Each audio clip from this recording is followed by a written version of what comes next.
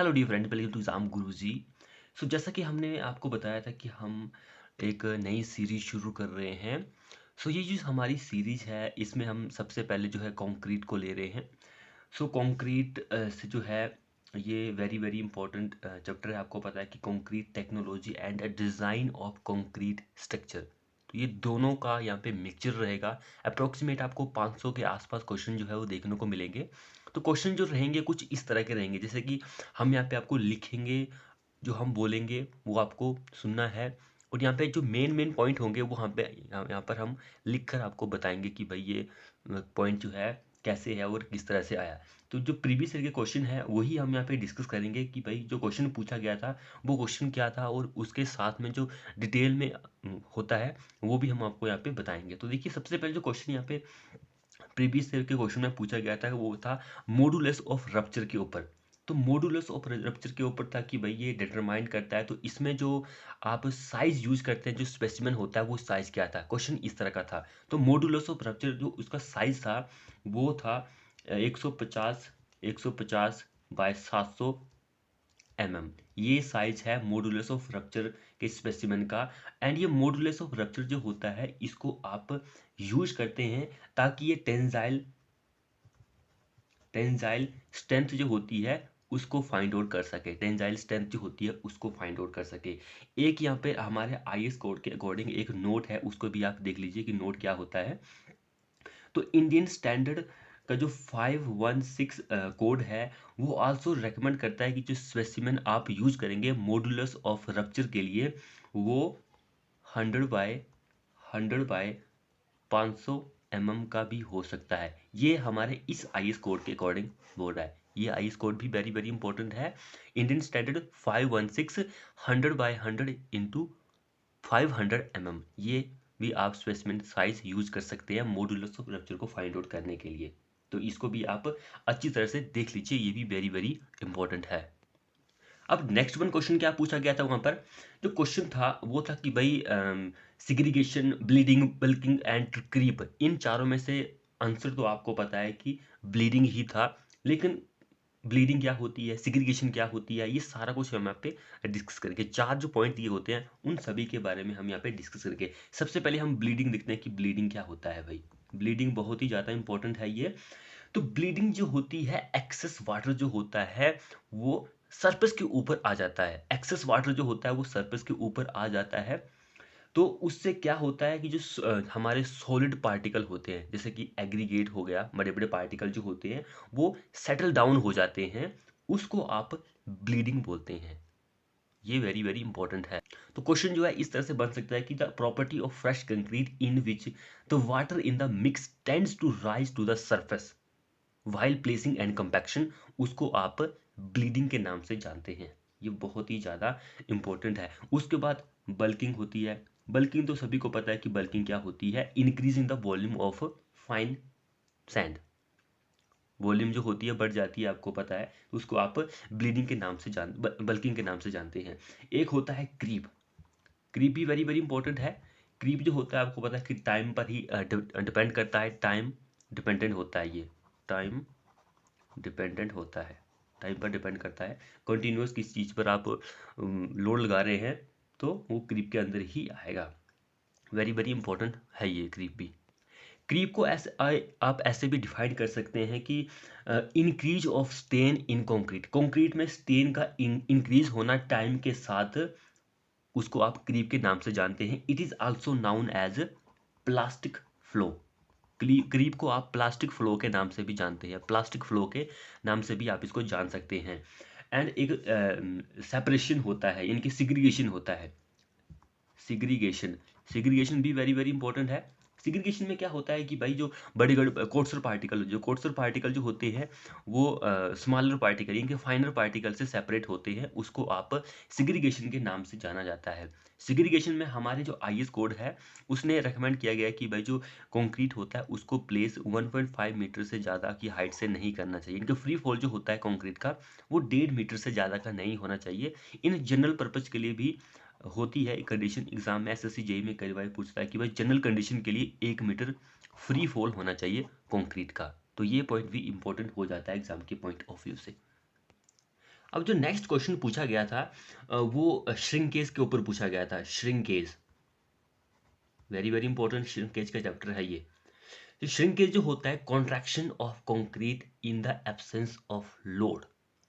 Contraction of concrete, concrete की जो contraction होती है in the absence of load की एब्सेंस में, उसको आप श्रिंकेज के नाम से जानते हैं। श्रिंकेज जो होते हैं वो दो तरह के होते हैं, एक होती है प्लास्टिक श्रिंकेज एंड दूसरी जो होती है वो drawing shrinkage. Plastic shrinkage and drawing shrinkage. जो प्लास्टिक श्रिंकेज होती है इसको आप जो इनिशियल श्रिंकेज होती है यानी कि फ्रेश श्रिंकेज के नाम से भी जान सकते हैं आप, फ्रेश श्रिंकेज आप इसको बोल सकते हैं। प्लास्टिक श्रिंकेज जो होती है ये होती है due to evaporation of water. Evaporation की वजह से आपको प्लास्टिक देखने को मिल सकती है। एंड ड्राइंग श्रिंकेज जो होती है ये होती है takes place after the concrete set and hard. Set and hard जब होता है तब आपको ये देखने को मिलेगी। दोनों पॉइंट इंपॉर्टेंट है एग्जाम के पॉइंट ऑफ व्यू से, इसको भी आप देख लीजिए। अब देखिए very very important point, point क्या है, वर्केबिलिटी के ऊपर। वर्केबिलिटी, वर्केबिलिटी आपको पता है कि क्या होती है। वर्केबिलिटी के ऊपर पॉइंट है ये, वेरी वेरी इंपॉर्टेंट है कि वर्केबिलिटी ऑफ कंक्रीट इज, एक होता है हमारे पास डायरेक्टली प्रोपोर्शनल टू, एक होता है इनवर्सली, इनवर्सली प्रोपोर्शनल टू। दोनों पॉइंट इंपॉर्टेंट है, डायरेक्टली एंड इनवर्टली। डायरेक्टली किसके प्रोपोर्शनल होता है एंड इनडायरेक्टली किसके होता है, यानी कि इनवर्सली किसके होता है, ये दोनों पॉइंट इंपॉर्टेंट है।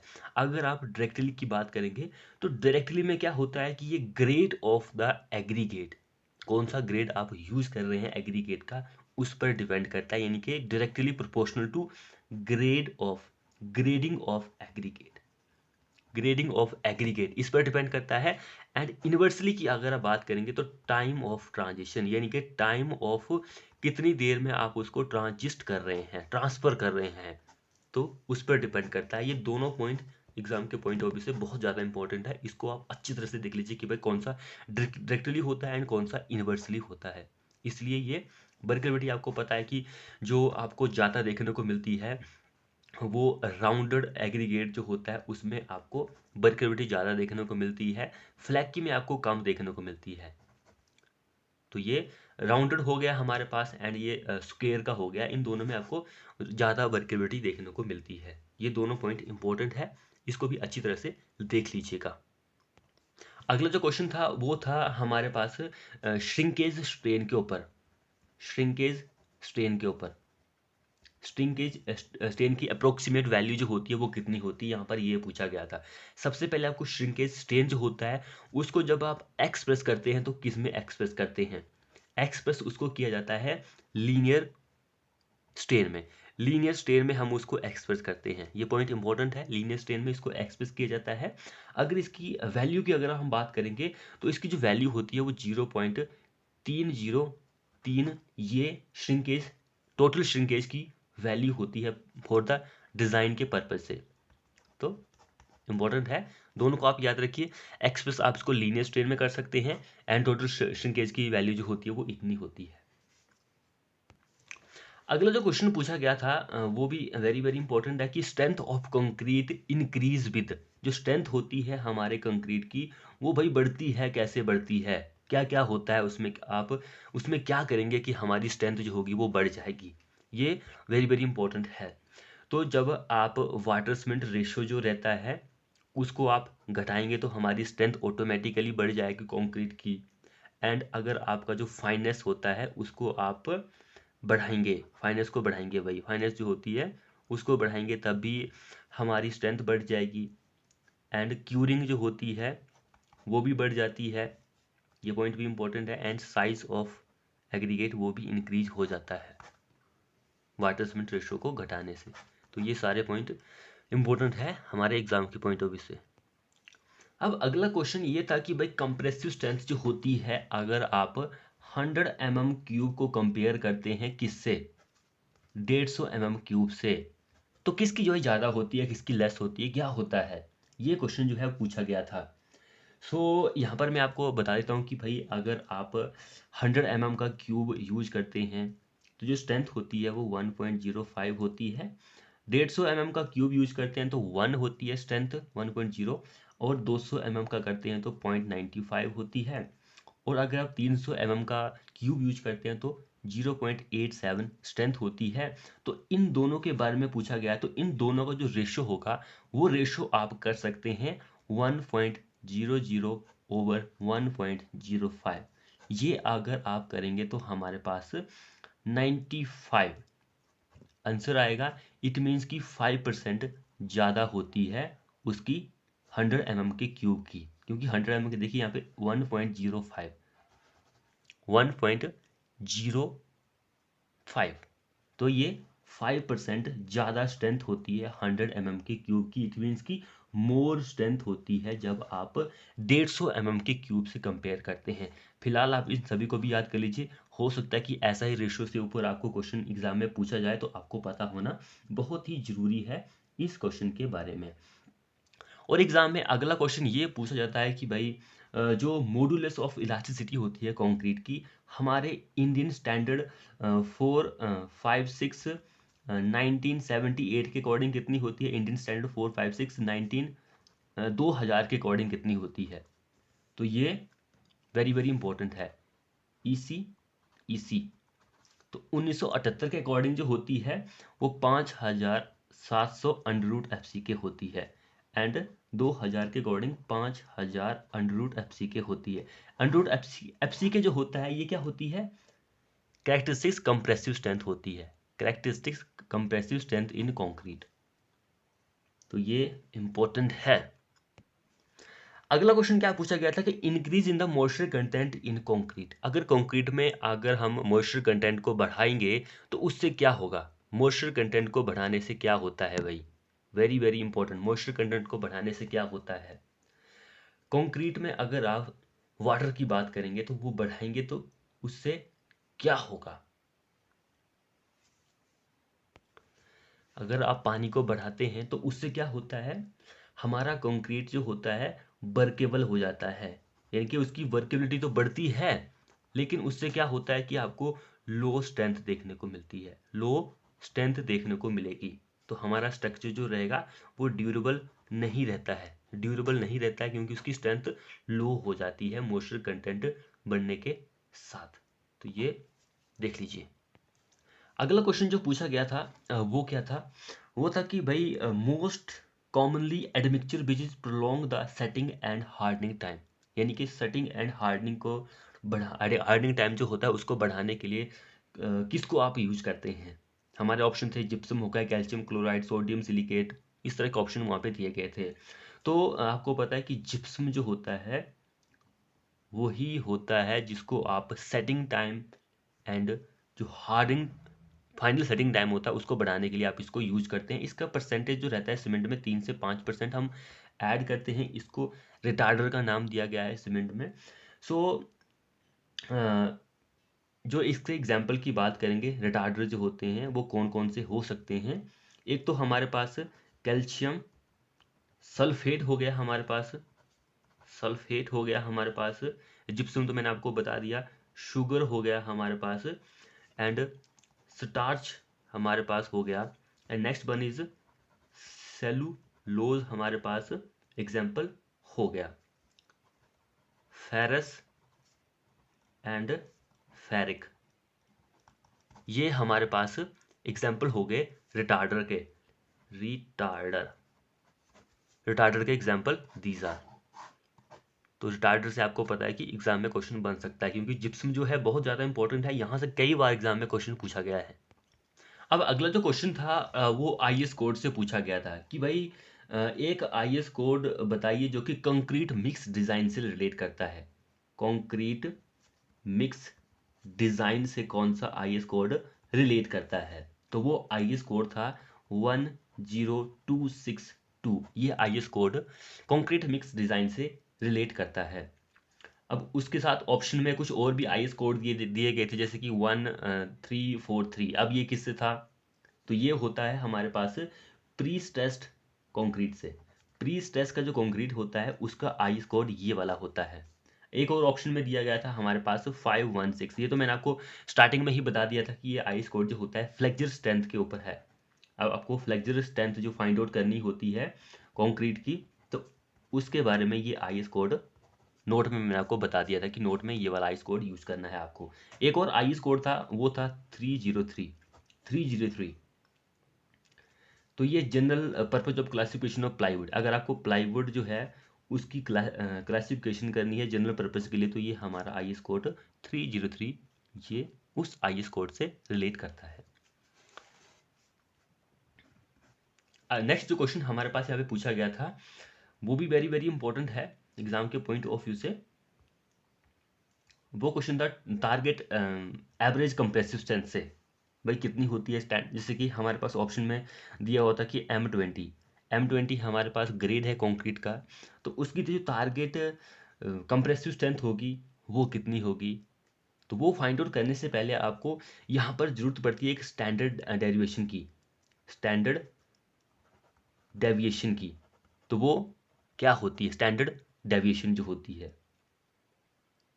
जैसे कि हमारे पास M10 का ग्रेड हो गया, उसके लिए 3.5, M15 के लिए भी 3.5 होती है स्टैंडर्ड डेविएशन।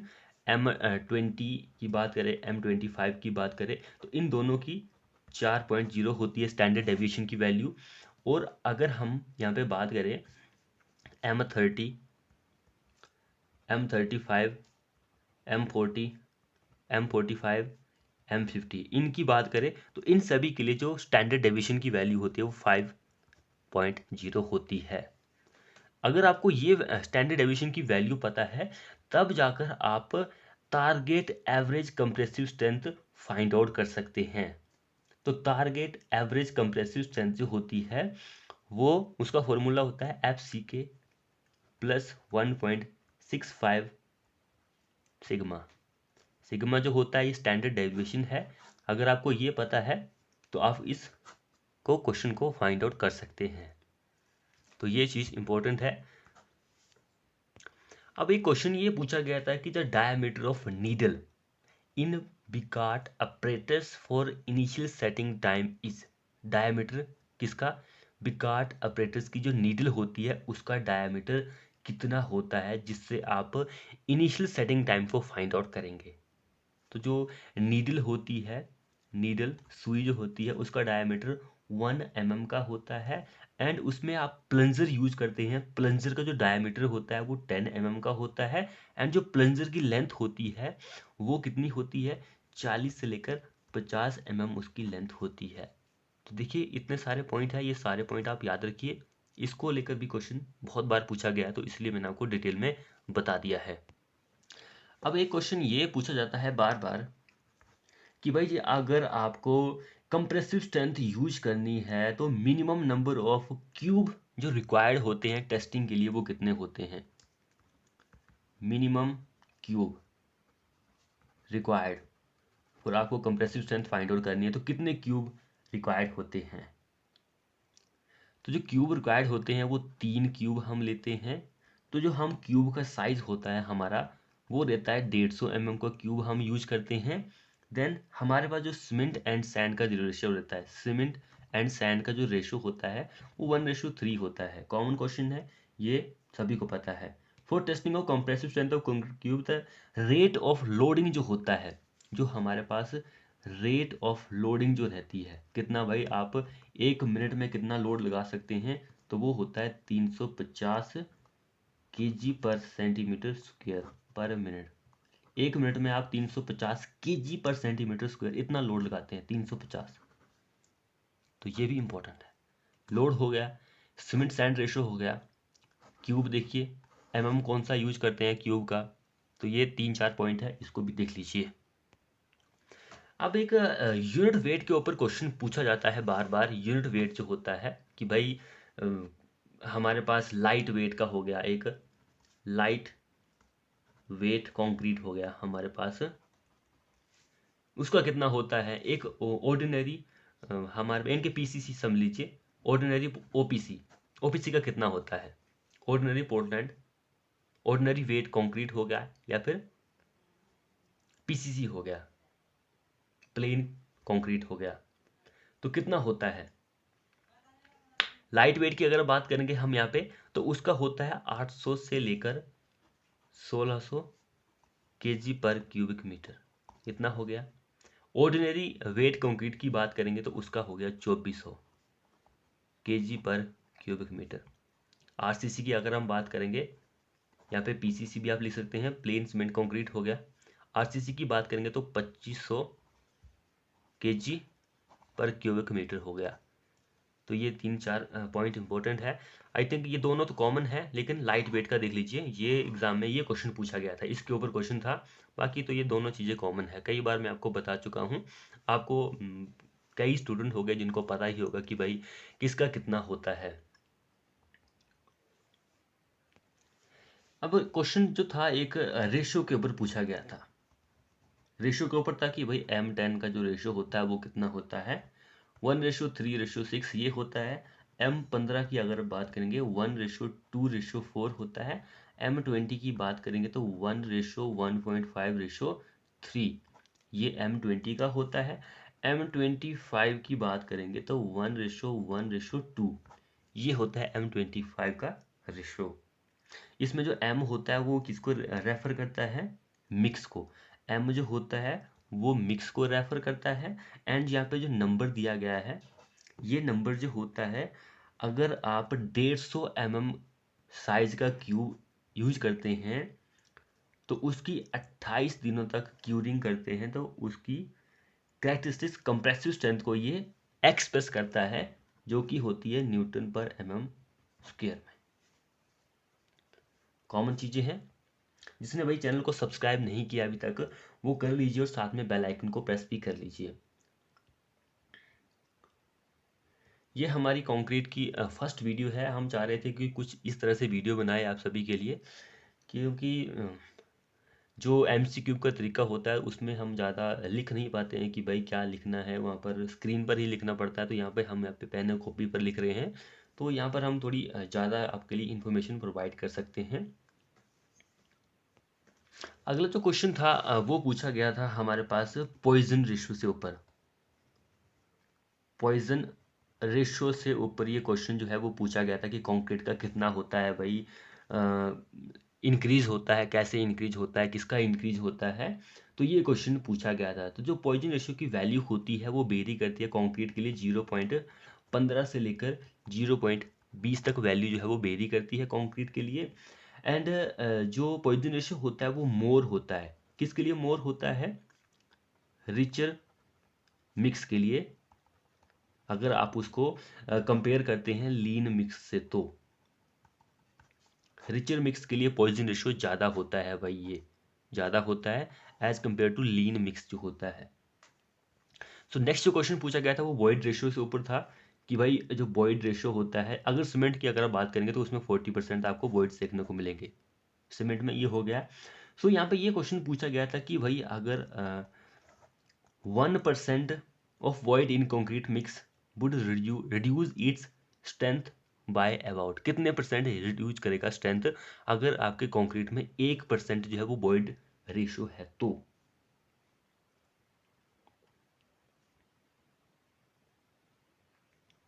सो वो अगर 1% है तो वो 5% स्ट्रेंथ को रिड्यूस करेगा। अगर 5% है हार्ड कंक्रीट में तो वो 30% से ज़्यादा स्ट्रेंथ को रिड्यूस करता है। अगर 10% वॉइड रेशियो है तो 50% तक स्ट्रेंथ जो होती है वो कम हो जाती है। इसको जितनी टेबल जो मैंने आपको बताया है, इस टेबल को आप देख लीजिए, टेबल बहुत ही ज़्यादा इम्पोर्टेंट है। सो इसलिए क्या होता है, अगर हमारा बॉयड रेशो इतना इतना है तो इससे क्या होता है कि जो हमारे कंक्रीट की जो डेंसिटी होती है, डेंसिटी हो गई, उसकी जो स्ट्रेंथ होती है ये हो गई, एंड उसकी जो ड्यूरेबिलिटी होती है वो कंप्लीटली किसके ऊपर डिपेंड करती है, हमारी डिग्री ऑफ कंपैक्शन के ऊपर।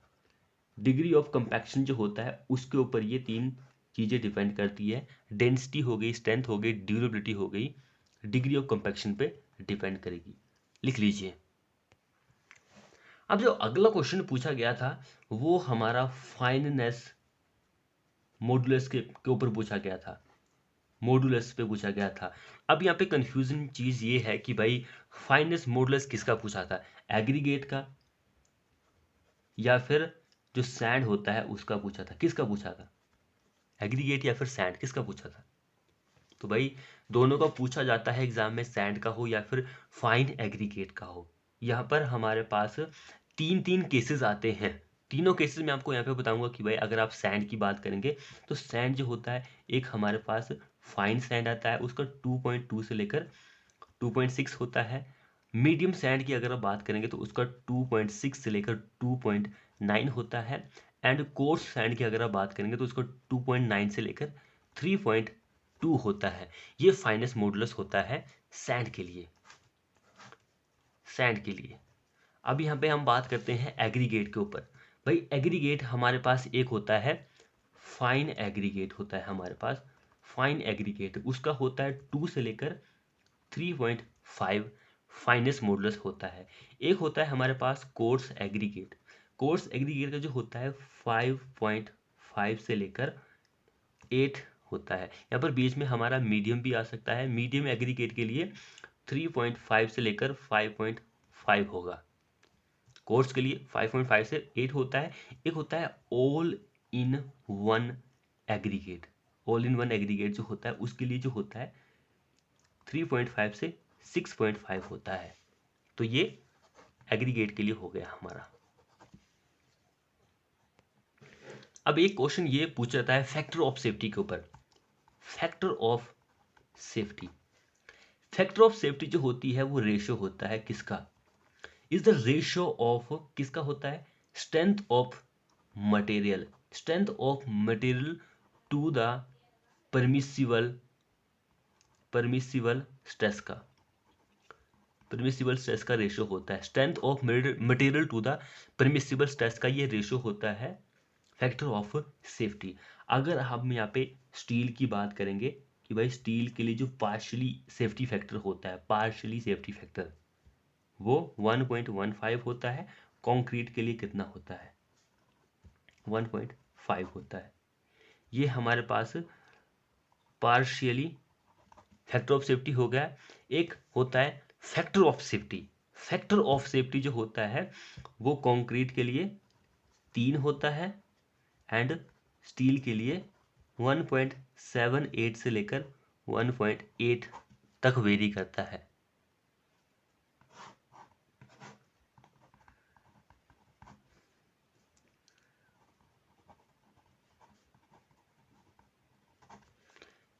Partially safety factor and factor of safety दोनों के लिए हो गया। अब एक नेक्स्ट जो क्वेश्चन पूछा गया था हमारे पास हीट ऑफ हाइड्रेशन के ऊपर। हीट ऑफ हाइड्रेशन, ये जो क्वेश्चन था कि भाई heat of hydration of cement can be reduce bye, किसको आपको रिड्यूस करना है तो उसका हीट ऑफ हाइड्रेशन जो होगा कंक्रीट का वो अच्छा हो जाएगा। तो हमारे पास आपको पता है कि एक होता है ट्री कैल्शियम एल्यूमिनेट, एक होता है ट्री कैल्शियम सिलिकेट, एक होता है डाई कैल्शियम सिलिकेट, एक होता है टेट्रा कैल्शियम एल्यूमिनेट फेराइट। ये हमारे पास 4 कंपाउंड होते हैं सीमेंट के अंदर। तो किसको आपको रिड्यूस करना है,